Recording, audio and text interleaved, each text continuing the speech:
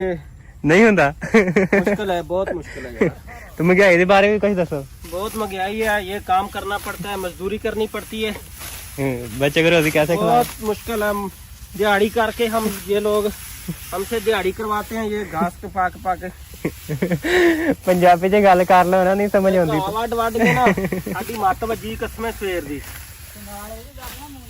ते उधरों मूंजी लाई आ, खाद लाया, ਉਹਦਾ ਕੋਈ ਰੇਟ ਨਹੀਂ ਹੈ। ਕਮਾਦ ਹੀ ਮਾਰਾ ਮਾਰਾ ਹੀ ਹੈ। ਕਮਾਦ ਵੀ ਉਹ ਖਰਚਾ ਨਹੀਂ ਸੀ ਆਇਆ ਤੇ ਫਿਰ ਨਹੀਂ ਹੋ ਸਕਿਆ ਖਰਚਾ ਉਹਦੇ ਉੱਤੇ।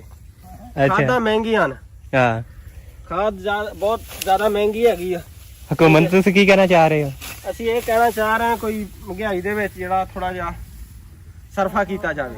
ਅੱਛਾ ਘੱਟ ਹੋਣੀ ਚਾਹੀਦੀ ਹੈ, ਠੀਕ ਹੈ। ਮਜ਼ਦੂਰ ਬੰਦੇ ਆ ਜਿਹੜਾ ਨਾ, ਇਸ ਬੰਦੇ ਦੇ ਬਾਰੇ ਸਾਡਾ ਕੀ ਖਿਆਲ ਹੈ? ਇਸ ਬੰਦੇ ਦੇ ਬਾਰੇ ਇਹੀ ਖਿਆਲ ਆ ਵੀ ਇਹਦੇ 6-7 ਬੱਚੇ